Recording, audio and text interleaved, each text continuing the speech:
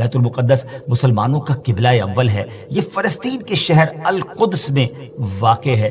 بعض نے اس شہر کو بھی بیت المقدس کہا ہے۔ اس میں کوئی شک نہیں کہ بیت المقدس یہودیوں، عیسائیوں اور مسلمانوں تینوں کے ریلیجن کے لیے مقدس مقام کی حیثیت رکھتا ہے۔ حکیم الامت مفتی احمد یار خان نعیمی رحمۃ اللہ تعالی لکھتے ہیں کہ چونکہ اس زمین میں حضرات انبیاء کے مزارات بہت ہیں، اس لیے اسے قدس کہا جاتا ہے۔ حضرت سیدنا سلیمان علیہ نبینا علیہ الصلوۃ والسلام کا مزار مبارک اور عالم اسلام کی مشہور و معروف مسجد اقصی بھی اسی شہر میں واقع ہے۔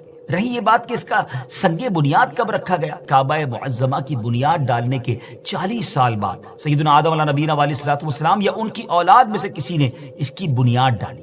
پھر اس کی تعمیر حضرت سیدنا سام بن نوح علیہ نبینا علیہ الصلوۃ والسلام نے کی۔ پھر ایک عرصے کے بعد حضرت سیدنا داؤد علیہ نبینا علیہ الصلوۃ والسلام نے بیت المقدس کی بنیاد اسی مقام پر رکھی، جہاں حضرت سیدنا موسیٰ علیہ نبینا علیہ الصلوۃ والسلام کا خیمہ نصب کیا گیا تھا۔ اس عمارت کے پورا ہونے سے قبل حضرت سیدنا داؤد علیہ نبینا علیہ الصلوۃ والسلام کی دنیا سے وفات کا وقت قریب آ گیا، تو اب آپ نے اپنے بیٹے حضرت سیدنا سلیمان علیہ نبینا علیہ الصلوۃ والسلام کو اس کو مکمل کرنے کی وصیت فرمائی۔ حضرت سلیمان علیہ نبینا علیہ الصلوۃ والسلام نے انسانوں سے نہیں بلکہ جنوں کی ایک جماعت سے اس کام کو کروانا شروع کیا۔ 1 سال کا کام باقی تھا، مگر آپ کے انتقال کا وقت قریب آ گیا۔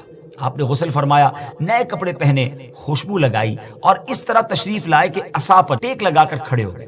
ملک الموت حضرت اسرائیل علیہ الصلوۃ والسلام نے آپ کی روح اسی حالت میں، اسی عالم میں قبض کر لی۔ جب حضرت سلیمان علیہ الصلوۃ والسلام حیات تھے تو جنات کو رات کی رخصت بھی مل جاتی تھی، وہ دن میں کام کرتے تھے، حضرت سلیمان علیہ الصلوۃ والسلام بھی آرام کرنے چلے جاتے تھے، مگر آپ چونکہ اب کھڑے ہی تھے تو اب جنات کو دن رات راؤنڈ دا کلاک کام کرنا پڑ گیا۔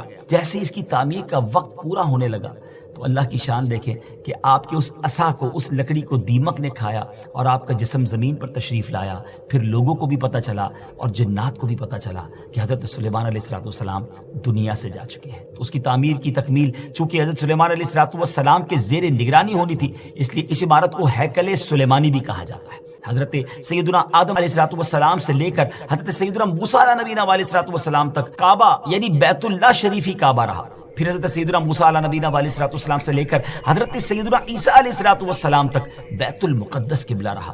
اور ہجرت کے بعد مدینہ منورہ میں بھی مسلمان 16 یا 17 مہینے تک بیت المقدس کی طرف رک کر کے نمازیں پڑھتے رہے۔ ہجرت کے 1 سال 5.5 مہینے کے بعد 15ویں رجب پیر کے دن مسجد بنی سلمہ میں نماز ظہر کے درمیان قبلے کی تبدیلی ہوئی اور اللہ پاک نے پیارے آقا علیہ الصلوۃ والسلام کی خواہش کے مطابق مسلمانوں کا جو کعبہ ہے، قبلہ ہے، وہ کعبہ کو فرما دیا اور اب مسلمان کعبے کی طرف رک کر کے نماز ادا کرنے لگے۔ اس مقام پر آج بھی مسجد قبلتین قائم ہے۔